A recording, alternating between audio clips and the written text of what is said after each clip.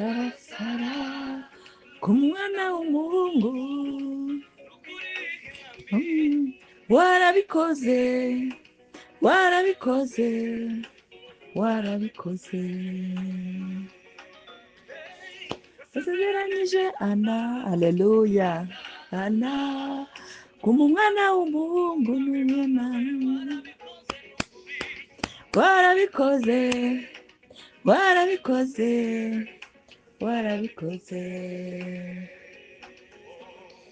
Rero mwami wanjye, aleluya, ibivuze byose ntabwo gihera, ntabwo gihera, kirasohora, uri Imana itabeshya, aleluya. Mwami, icyo wavuze ugikurikirana imyaka ibihumbi, aleluya. Yesu ashimwe.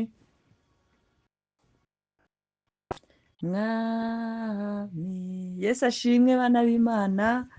Igitondo cyiza, igitondo cy'umugisha, ngo icyo Uwiteka yavuze cyose ngo aragikurikirana kugeza ku musozo, ngo kuko ngo nta bintu na bimwe yasezeranyije ubwoko bwa Isirayeli ngo bitasohoye, ngo ahubwo byose byarasohoye, ngo bitakutse, ngo byose byarasohoye. Aleluya, aleluya. Uri kubikora, uri kubikora, uri kubikora, aleluya. Bantu b'Imana rero, ndashaka kubaha ubuhamya burimo no gutsindwa. Ejo mu gitondo numvaga ndi bored, ndi enerve, ntishimye, nibaza ngo hari igihe uba hari ibintu wifuza ku Mana ukavuga ati ariko Mana, ibi byo nzabibonesha amaso bigenze bite, sibyo? Sinzi niba bijya bimpaho njyenyine, ariko ndabyibuka bari kutwigisha, baratubwiye ngo nutanga testimony ujye utanga testimony z'ibyo uhura nabyo. Ntago navuga iby'abandi, reka mvuga ibyanjye. Noneho mu gitondo mugihe ndi kwibaza ibyo bintu, mbona akadesanime buriya bukatuni buri keretse bukunda guca kuri YouTube. Mbona umudamu wari umaze imyaka 10 atabyara, ari muri mariage atabyara, nyirabukwe atangiye kujya mu biturage gushaka undi mugore ngo azabane n'umuhungu we. Noneho umudamu akavuga ati se ndiyiriza, ndasenga, nubaha pasiteri, nubaha amategeko, urugo rwanjye ndubamo neza, n'umugabo wanjye ndamwubaha, ariko kubera iki ntabyara? Kuki? Noneho abaganga bamupima bagasanga ni muzima, n'umugabo ni muzima, ariko hakaba harimo ikintu cyo kutabyara. Noneho agiye kubaza umupasiteri umwe aramubwira ati si usenga gute?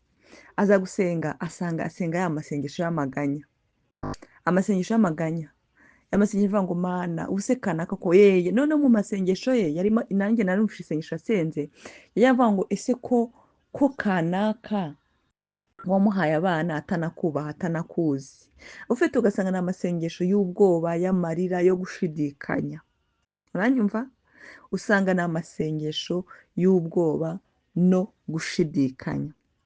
Noneho umupasiteri amubajije neza ukuntu asenga sorry, aramubwira ngo Dieu n'attend pas les lamentations, ngo Imana ntabwo ijya yumva les lamentations, ngo Dieu icyo yumva ni faith.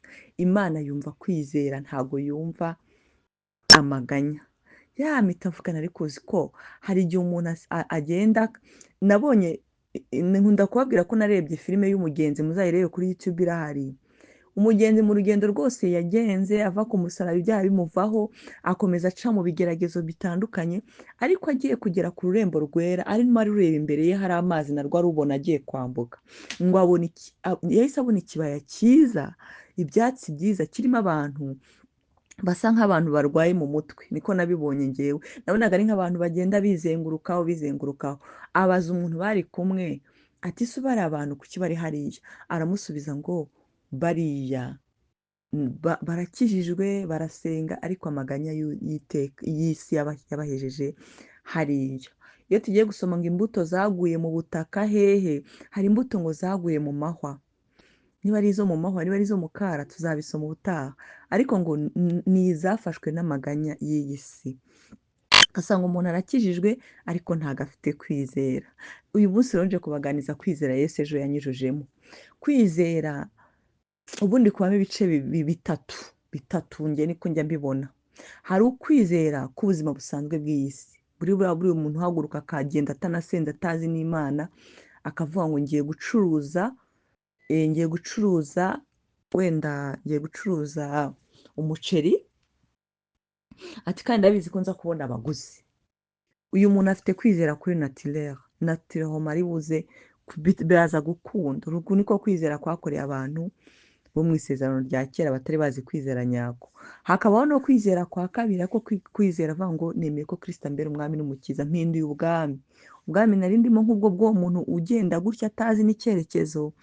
Ni ukwizera kwizera Yesu Kristo, kuko bamwizeye bose yabahaye kuba abana b'Imana. Ni ukwizera ukinjira muri ubwo buzima bw'abana b'Imana. Ariko wumve cya kibaya cy'amaganya ba bantu bakiriye Kristo umwami n'umukiza.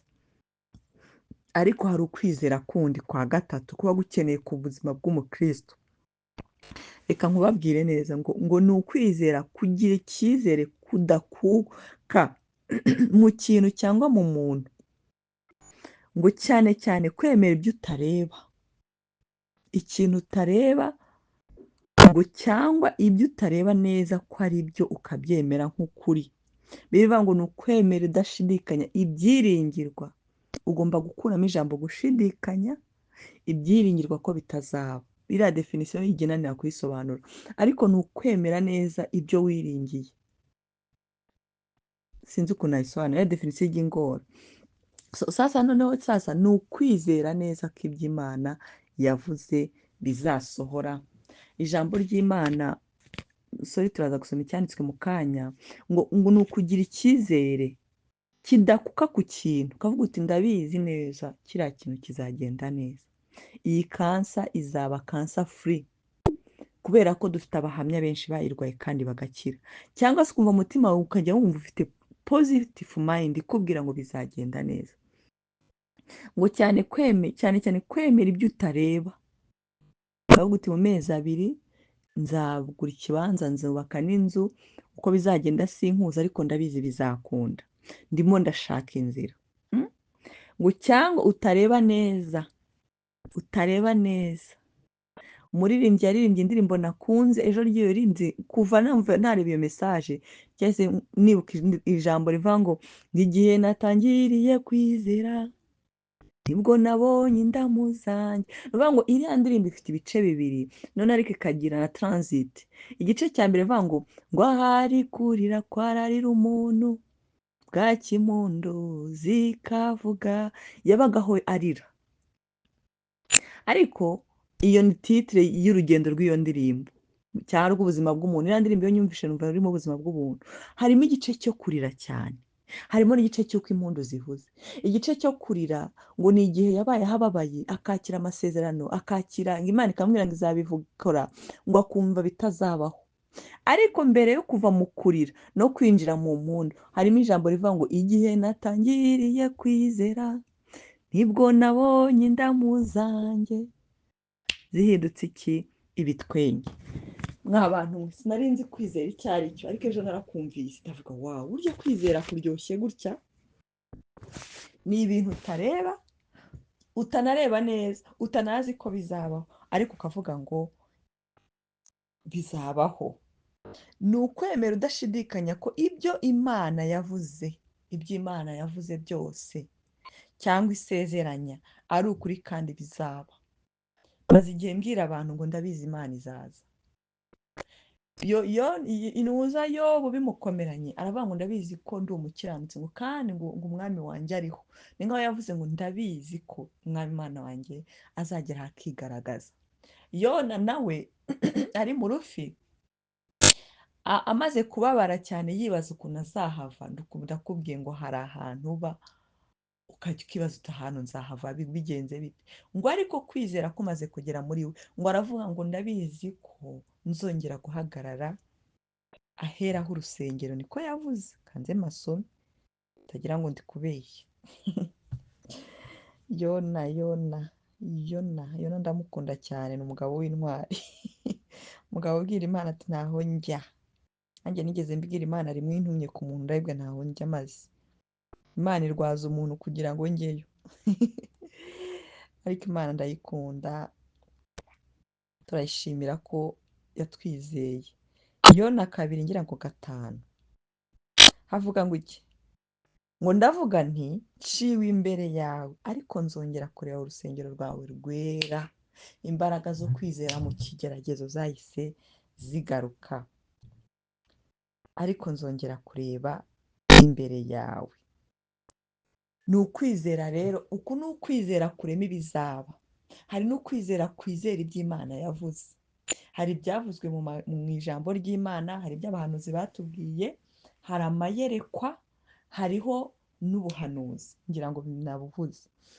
Ni ukwemera udashidikanya ko ibyo Imana yavuze cyangwa isezeranya. Muri kubyumva? Cyangwa isezeranya ni ijambo riri preza, ari ukuri kandi bizaba. Haleluya! Ni ukubyizera ko bizaba. Utangire ufate impapuro uruhinemo kabiri, deplicata.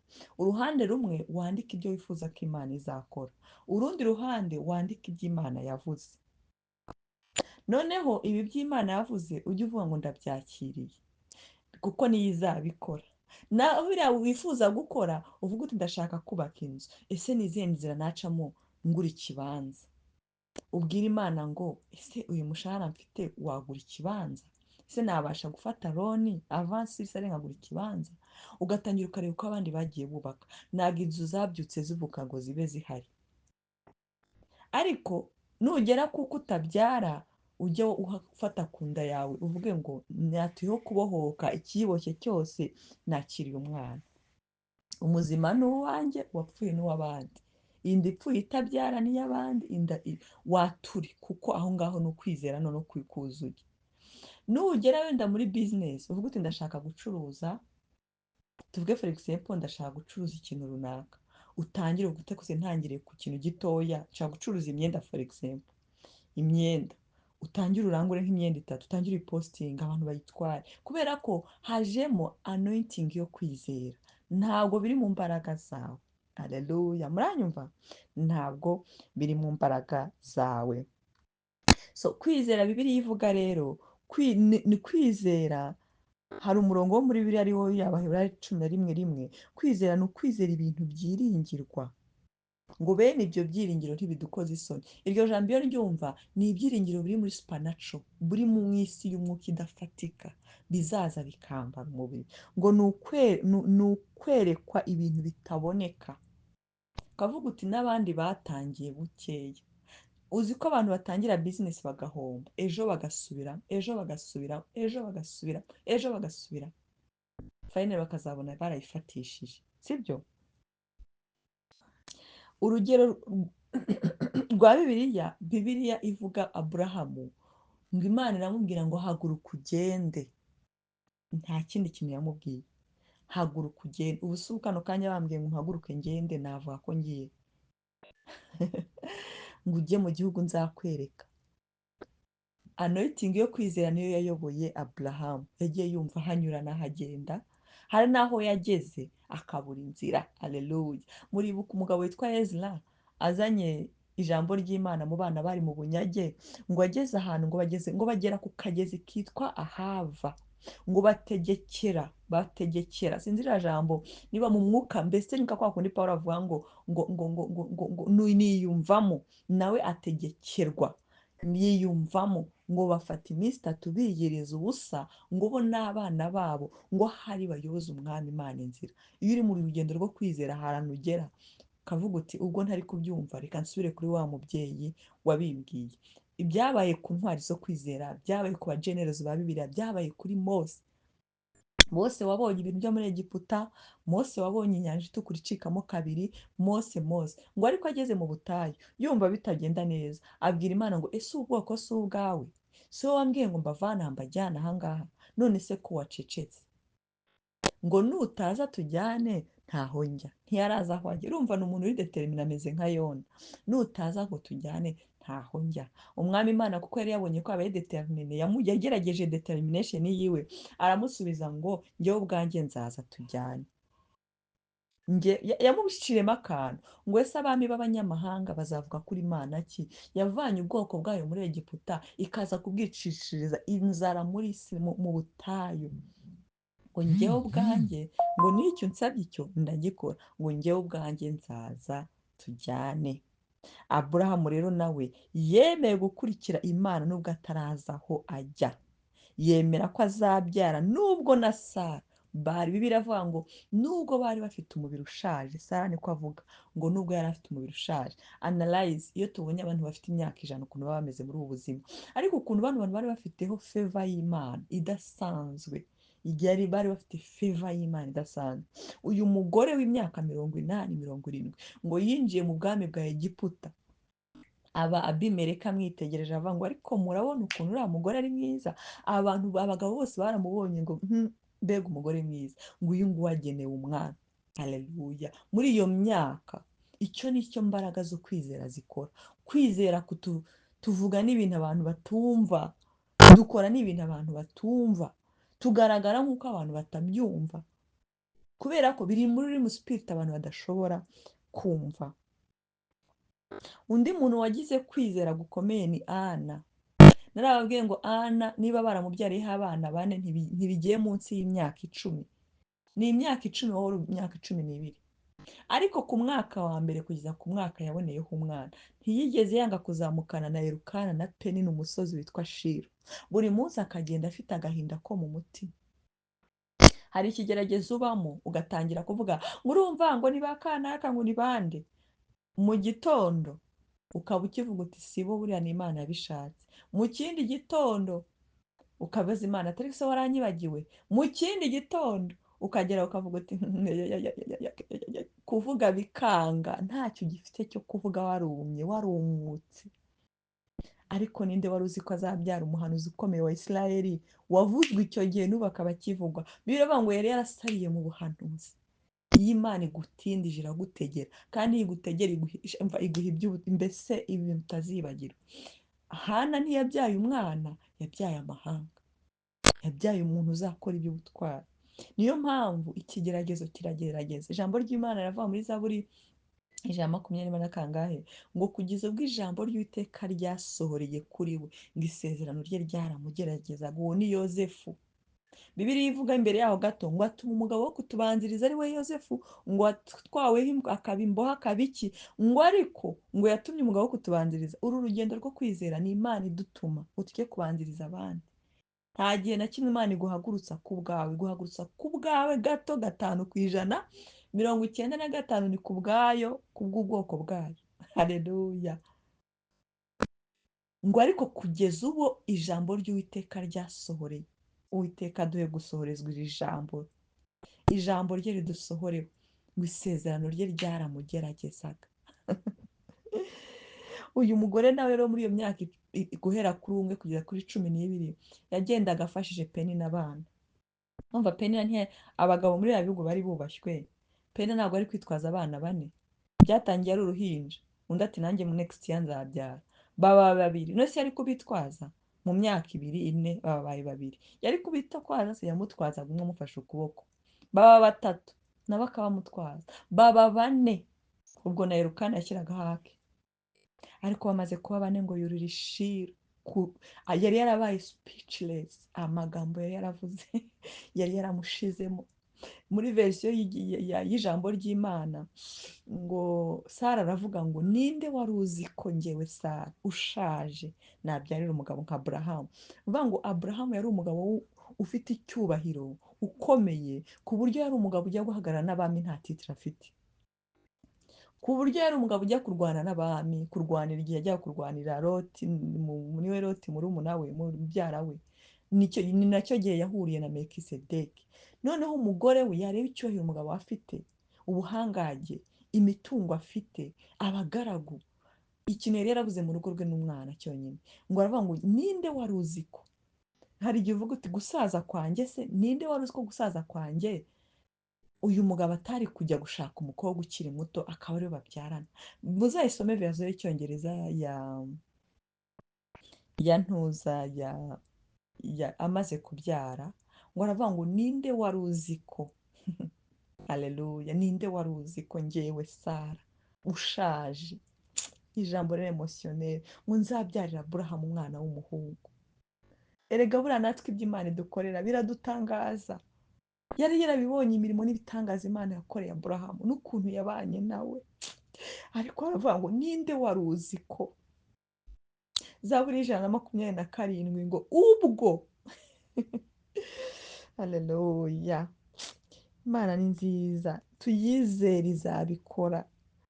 Zaburi 126, Zaburi 126 ivuga ngo ukira.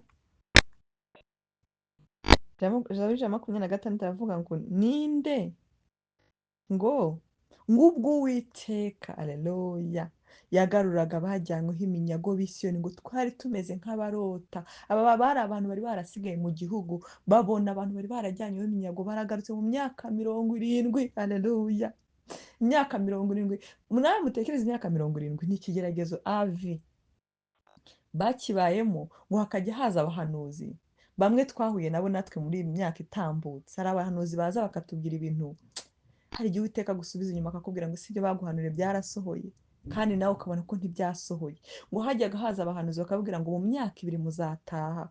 Yeremiya rero ko batamukundaga akaza akabwira ngo muhinge, abana mubigishe, mushyingire, igihe cyo gutaha ntikiragera.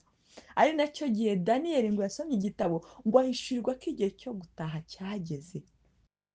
Ngo yumva agize ubwoba, ngo ahita agivure, ngo afata iminsi ngo yiyiriza, ngo asaba imbabazi z'ibyaha byabo n'ibya ba sekuruza, kugira ngo umwami abakure aho hantu abasubize mu gihugu cyabo. Hano rero ngubwo Uwiteka yagaruraga abajyanyweho iminyago y'i Siyoni, twari tumeze nk'abarota.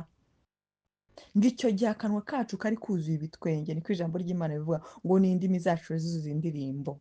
Ngo icyo gihe baravugaga ngo mu mahanga bati Uwiteka yabakoreye ibikomeye, ngo nabo barishimiye. Ngo Uwiteka yadukoreye ibikomeye natwe turishimye. Ngo Uwiteka, ngo abajyanyweho iminyago utugarure. Aleluya, abajyanyweho ibinyago no kutizera utugarure. Urumva hari ikintu Imana ikora natwe tugatangara, tukavuga ngo kumbe koko. Uzi ko ugera ukavuga ngo nsabye imbabazi, ngo igihe natangiriye kwizera nibwo nabonye indamu zanjye zibaye igihombo. Aranavuga ngo nzavuga neza yuko ugira neza, ngo nzahagarara mbabwire yuko ugira neza. Ni umuntu uba waratangajwe n'ibyiza Imana yamukoreye. Ejo bundi narabwiye ngo mpisemo kuyizera, mpisemo kuyizera. Hano twabibonye ngo nubwo ibintu uba utabibona, ngo utabibona neza, mpisemo kuyizera. Ijambo rero turi busome, ndaje ngaruke hariya gatoya, riri muri Matayo 21 igice cya 21. Matayo 21 havuga iki? Yesu ngo arabasubiza ati, aleluya, ngo ndababwira ukuri yuko mufite kwizera, ariko ashyira ijambo rivuga ngo mudashidikanya. Ngo Yesu arababwira, ndababwira ukuri yuko mufite kwizera. Kwizera rero ni ijambo riza mu gihe nta byo kwizera bihari, mu gihe nta byo kwizera bihari. Umuririmbyi nkunda witwa Ada yaravuze ngo what can't you do Jesus, ngo you can turning around. Aleluya, turning around ni ukubika ikintu cyari gihagaze kigahita cyubika, cya kintu utabonaga neza mu gitondo ukavuga uti ye. Ariko dufite ibihamya. Hari imyaka nabayeho ndi umuntu uhora arwaye, ntazi n'indwara ndwaye, bajya kwa muganga bakazibura, ariko umunsi umwe narabyutse nshaka indwara ndayibura. Dufite byinshi Imana yagiye ikora, niba ndi kuvuga ntabwo nabihoranye. Dufite byinshi Imana yagiye ikora. Hari ikintu muri ino minsi maze igihe nibaza, nibuka ko iyo najyaga kuvugana n'umuntu nubikaga umutwe. Ariko Yesu atugiriye neza. Iyo najya kuvuga umuntu nubikaga umutwe cyangwa ashaka kundeba ku ruhande, izo nabo ni abadayimoni baba bari muri wowe. Ufite isoni ry'iki ryo kuvugana n'umuntu nta cyaha wakoze. Ariko ubu iyo ngiye kuvugana n'umuntu mureba neza mu maso nkamwitegereza, mu minota 3 amaze kugenda umwuka yarahita ambwira ngo uyu muntu ateye ABCD. Papa Brian ndamusuhuje, umwami Yesu nsenga ajya mumpera umugisha utagabanyije. kubera iki? Yarambwiye ngo impano y'ubuhanga ngo witegereze umuntu gusa. Aleluya! Uyu mubyeyi yatugiriye umumaro, abantu bamuzi ni ukuri mujye mumusabira umugisha, mujye mumusabira kurama, mujye mumusabira amavuta, mujye mumusabira ibyiza byose bibaho muri iyi si. Hano Yesu aravuga ngo ndababwira ukuri yuko mufite kwizera mudashidikanya. Kwizera mudashidikanya niryo jambo buriya nakuyemo ryonyine. Kwizera mudashidikanya. Nta gushidikanya bizabaho. Aleluya! Nta gushidikanya bizakunda. Nta gushidikanya umwami turi kumwe ni umwami utanga ubuzima. Ni umwami. Aburahamu yavuze ijambo ryiza atwaye umwana we yuriye umusozi agenda ngo yamaze umunsi wose agenda ahetse umwana we ku rutugu, ananirwa amushyira hasi amuzamura. Mu mutima we nta nubwo yari ahari. Narabibonye arigemba ni nko kuri moto ndi gutekereza ibintu simenye n'igihe nagereye aho ngera. Mu mutima we ntiyari ahari, yarimo avuga ngo ariko se bana uri imana ki? Uyu mwana niwe wari waramubwiyeho isezerano? Ntiwari warambwiye ko ariwe mwana uzavamo amahanga? Cyangwa hari ibindi wavuze ntasobanukiwe? Hari igihe uvuga uti imana nasenze niyo abandi basenga. Haleluya! Ngo ariko ageze mu nzira ngo yibwiye ko ari imana ibasha kuzura abapfuye. Haleluya! Yibwiye ko ari imana ibasha kurema n'ibitariho bikabaho. Ngo yibwiye ko ari imana ibasha kuzura abapfuye. Hano rero Yesu ari kudusaba ngo mugire kwizera mudashidikanya, ngo mutakora nk'iby'umutini gusa, ngo ntabwo mwakora iby'umutini gusa. Turebe rero ibintu bijya bimbaho. Iyo ngiye gusenga usanga ari igihe nsengeye mu maganya, ariko iyo ndi gusengera abandi ndavuga biraza kugenda neza, humura, Yesu aravuze birakorwa gutya. Kwizera guhita kuza. Mwabantu mwe ubwo sinkeneye gusengerwa. Ngo mutakora iby'umutini gusa, kuko yari amaze kubabwira ngo mwabwira umutini ngo shinga ukuveho, ariko aravuga ngo mugize kwizera mudashidikanya ntago mwakora iby'umutini gusa. Ahubwo kwizera niyo mbaraga yubatse iyi si. Ni ukuvuga ngo ni imbaraga ahubwo irenze uko tuyitekereza. Ngo ahubwo mwabwira n'uyu musozi muti shinguka utabwe mu nyanja, ngo byabaho. Iri jambo ni kurimeditaho mu gatondo mbyutse, nahise nibuka Petero ari kugenda mu mazi. Yesu yaramubwiye ngo ngwino, yumva yuzuye kwizera. Ni kuri urugendo rw'umukristo rugenda. Yesu yakubwiye ngo ngwino, wumva uri fayini, wumva ari wowe uriho, wumva ari wowe ukijijwe.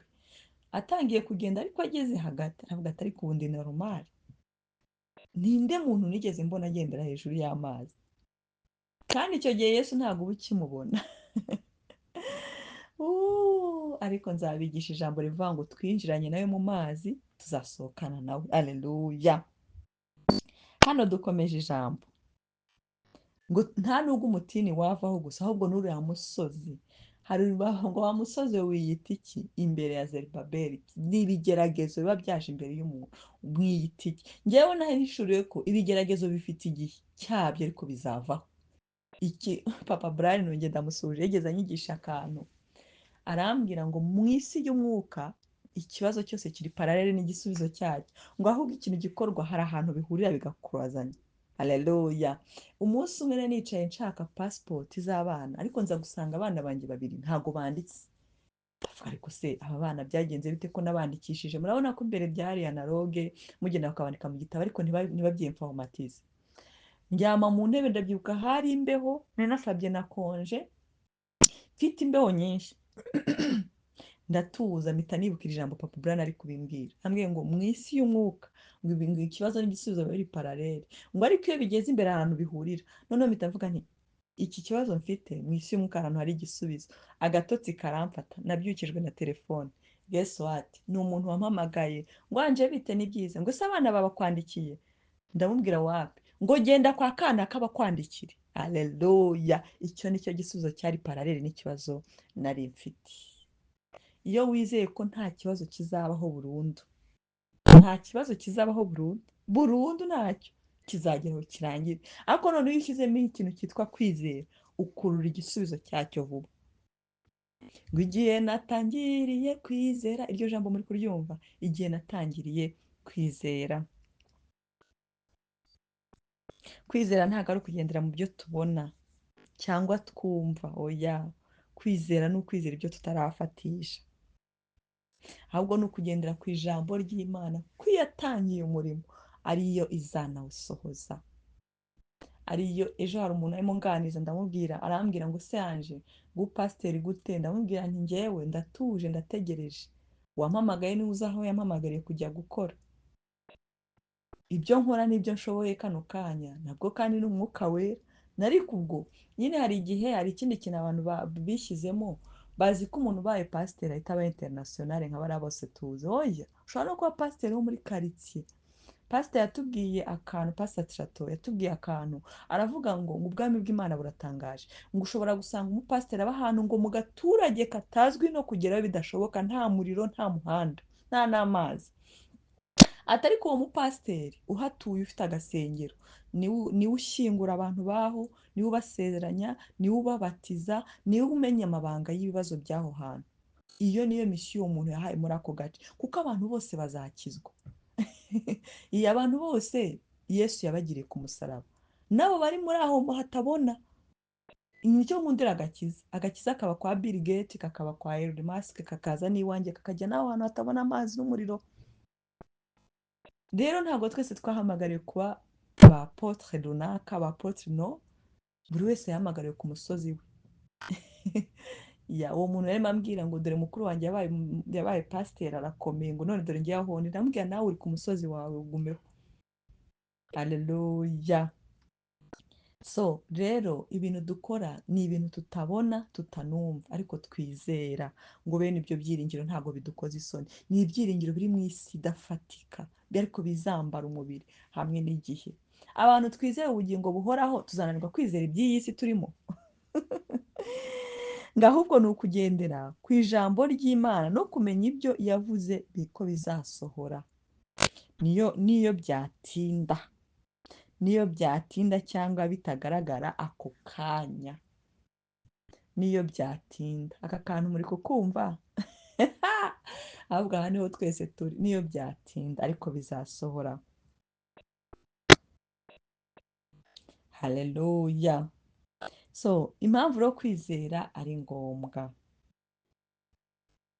ni uko utizera atanezeza Imana. Muri Zaburi gutya niba ari 105, ni Zaburi y'ukuntu 105, 106 gutyo, ni Zaburi y'ukuntu ubwoko bw'Imana bwageze muri Isiraheli nako mu butayu, ngo bwitotombera Imana, ngo bifuza kurya ibyo baryaga muri Egiputa, ngo bifuza n'imva zo muri Egiputa, ngo baravuga ngo ese muri Egiputa nta mva zari ziriyo, ngo bagerageresha Imana agahinda kabo n'amaganya noneho ijambo rimwe rivuga ngo Uwiteka arababara kuko batamwizeye. Ni ijambo numvise numva riranyinjiye, ngo Uwiteka arababara kuko batamwizeye, ngo utizera ntanezeza Imana. Ni ibyo ngibyo.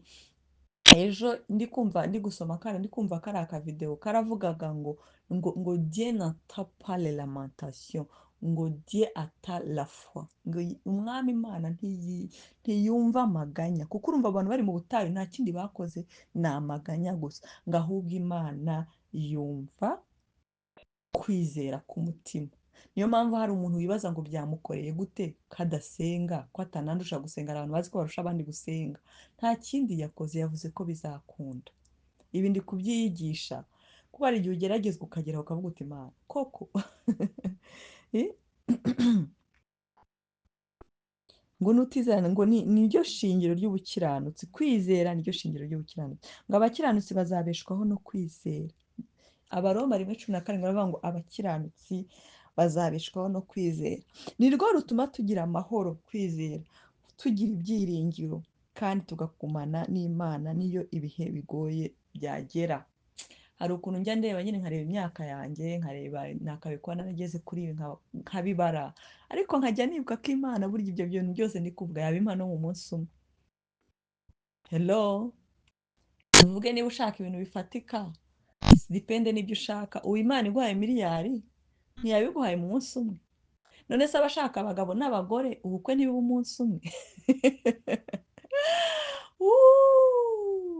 Wenda umwana niwe bategereza amezi 9, ariko n'umwana wajya mu nda umunsi umwe, ntabwo bisaba. Bivuga ngo tuvuge Imana ishaka kuguha ibitangaza, first of all, umunsi wa mbere guhaye miliyari, umunsi wa kabiri guhaye urushako, umunsi wa gatatu guhaye umwana. Haleluya. ntibigwaye mu minsi itatu, ahari kurira kwararira umuntu, bwacya impundu zikavuga, nijoro n'amanywa bugacya impundu zikavuga. Pastor ajya atubwira ngo uko tutazi transition y'ijoro n'amanywa niko no gukora kw'Imana kumera. Bari abantu basohoka kuri Yellow Paper, wari uzi ko harimo abasohoka batanabizi, ukumva ngo yabaye minisita kanaka, ati se bamenye bate ko nshoboye kuba minisitiri ngewe? Kubera ko Imana yagutunze inkoni, haleluya, kuko Imana yaguhaye favor. Rero umuntu utizera ntanezeza Imana. Nababwiye kwizera ko harimo kwizera kwa kabiri, kwemera Kristo umwami n'umukiza. Umukiranutsi wese agomba kubaho afite kwizera. So kwizera niko gutuma tugira amahoro, twumva turanyuzwe nubwo nta kintu turiho kifatika, kuzana ibyiringiro, ngo bene ibyo byiringiro ntabwo bidukoze isoni. Ibintu wiringiye ukavuga uti ni ibyiringirwa ko bitazaba, ko bizaba. Mana ndabizi ko bizaba, nta gushidikanya. Niyo ngo kwizera ugomba gukuramo gushidikanya,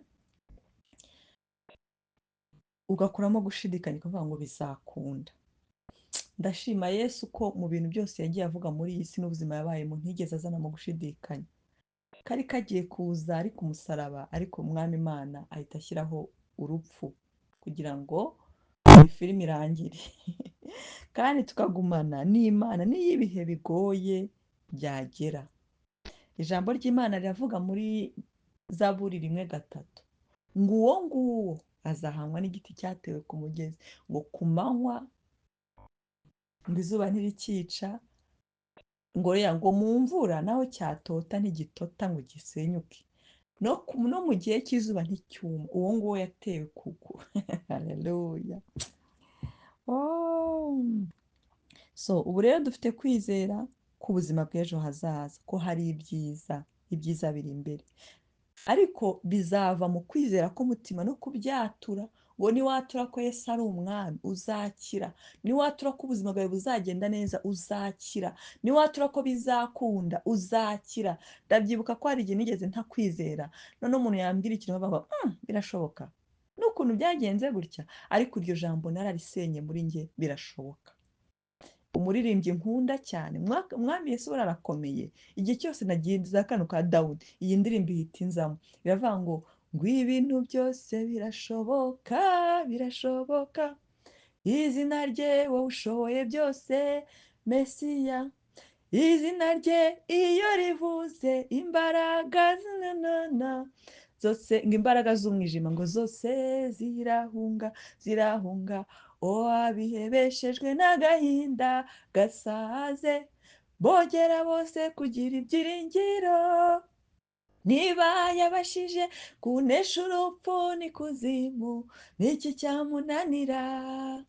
Uwo Mesiya niwe murengezi ufite byose mu bubasha, nta kimunanira, ntacyo. Aleluya. Ngo reka ndirimbe mvuge gukomera kwe, nta kintu kimunanira. Buri gihe iyo ndirimbo inzamo, ngo ibintu byose birashoboka, birashoboka, ibintu byose birashoboka. Kwizera ko ibintu byose bizagenda neza, kwizera ko Imana what can't you do, nta kintu Imana itakora. Hari ukuntu umuntu ahura n'akantu, ikigeragezo mu mwuka wanjye, iyo ndi kugenda nshobora kuba ndi mu kazi nkakibagirwa, ariko iyo nsohotse hagati ndi kugenda ntuje, ntangira kumva ijwi rimbwira ngo hari ukuntu Imana iza kubigenza, ntiri bwemere, kuko ijambo ry'Imana ni ukuri, ngo kuko nta wayiringiye uzakorwa n'isoni. Iryo jambo ni ukuri, nta wayiringiye uzakorwa n'isoni. Ndagira nkubwire ngo nubwo uyu munsi waba uri mu bibazo, bizagenda neza.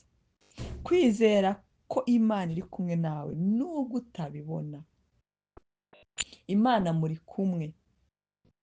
Abantu Magadalene bajyana na Yesu binjiranye nawe mu bwato, ariko bagezemo indani ntabwo yari ahari, ariko baratatse. Ariko Yesu we, umwana w'umuntu aragoye mw'abantu. Ngo kwizera ko ibyo wizeye cyangwa wasengewe bizagerwaho, ibyo wizeye cyangwa wasengeye bizagerwa mu gihe cy'Imana. ariko ikindi kintu kidutera kwizera, ejo ndi kwandika utuntu twose nifuza ko Imana ikora, nibutsemo ko hari icyifuzo kitakirimo, ko umwana wanjye yakize kandi yarakize forever. mpita mvuga niki cyavuyeho, n'ibi byavuyeho, n'ibindi bizavaho. hari agasenariyo papa pasiteri bishop Pacifique yatwigishije, yaratubwiye ngo gusenga ngo ni nko gukubita urusyo inyundo. Urakubita bwa mbere wapi, kabiri wapi, gatatu wapi, kane wapi, wagera kuri gatanu ukabona hahungutseho akantu k'akamanyu. hamara guhungukaho akantu k'akamanyu, waza gatandatu hagahungukaho akandi, karindwi hagahita rusandara. Haleluya! niyo mpamvu gukizwa tubikomeje, niyo mpamvu gusenga tubikomeje, ariko cyane cyane kwizera. ariko natangajwe n'ijambo nasomye ngo ariko ngo naho wakwizera ngo ukitangira abantu ngo ariko ntugire urukundo. abantu ibintu tuzabishikanayo. ni Yesu wenyine ngo ariko nawe wakwizera ngo ukitangira abantu ngo ukanapfa. ariko Yesu ngo ariko ntugire urukundo, ntacyo biba bimaze. Abakorinto ba mbere 13. kwizera rero ko ibyo wizeye cyangwa wasengeye bizagerwaho mu gihe cy'Imana. ugomba gushyiramo space y'Imana, sibyo? ugomba gushyiraho space y'Imana. hari ahantu Yesu yajyaga abwira abantu, Yesu aje kumubona, mwami nkiza, agahita avuga ngo kwizera kwawe kuragukijije. mwumvisha hari ibindi? ni ukwizera k'umuntu kwagiye kumukiza. so hari ijambo rero riri muri Yosuwa 21, iri jambo ndarikunda, 45, ngo nta na kimwe, iyi ni conclusion, nta na kimwe cy'amagambo meza Yesu Uwiteka yabwiye inzu ya Isiraheli cyakutse, ngo byose byarasohoye. byose byarasohoye, nta na kimwe cyakutse, byose byarasohoye, nta n'icyaguye mu nzira. Haleluya! byose byarasohoreye. hari abakatolike kera nakundaga kujyayo nkiri umukatolike, hari indirimbo baririmbaga bavuga ngo nyongerera ukwemera nyagasani, bahoraga batura ko bongereye kwizera. noneho hariho indirimbo, niba ari umubikira wayirimbye, ngo Jésus j'ai confiance à toi, Yesu ndakwizeye, Jesus I trust in you, na na na na na na na. ni ukuvuga ngo guhora twatura ibyiringiro byacu ko twizeye Yesu. hari umuntu umaze igihe mubwira nti ndabizi Yesu azaza, weba mu byawe ubikore neza ubyishimiremo, ariko ngewe ibyanjye bizaza. kubera iki? twahinze mu mirimo itandukanye. Haleluya! twahinze mu murima wo kwizera ko Yesu azaza, undi nawe yahinze kuvuga ngo bizagenda bite muri iyi si. ntabwo rero dushobora guhuza. niyo mpamvu abantu b'iyi minsi batwitegereza ngo bakabazanya, Zaburi ya 76 ngo barabazanya ngo mbese Imana yabo iri hehe? ntacyo, umunsi umwe tuzayibona. twakitive kwizera, ibindi byose tuzabibona. mwami Yesu twuzurizemo kukwizera. nta rindi sengesho ryo muri uyu munsi, no muri bino bihe, twuzurizemo kukwizera. duhe kukwizera, twuzurizemo kukwizera. twambike kwizera, twuzuremo kwizera. twizere ijambo ryawe, twizere ibyo wavuze, twizere ibyaciye mu bahanuzi, twizere ibyaciye mu nzozi waduhaye, twizere iby'umwuka wera, twizere gukora kwawe, twizere ko tuzagera mu gihugu cy'amasezerano. tubyizere. twirukanye gushidikanya. gushidikanya n'ubwoba bivuye mu mitima yacu, turabirekuye. igende, ntabwo ari umugabane w'abana b'Imana. twatuye kandi twakiriye kwizera mu izina rya Yesu Kristo. mwami Yesu urakoze, ubane natwe tuzamuka tumanuka, kandi uha umugisha imirimo y'amaboko yacu. feva yawe itubeho, feva itwuzure, igikundiro kitwuzure, n'ineza yawe no kugira neza. au nom de Jésus Christ, amen. Yesu abaha umugisha, mutega amatwi.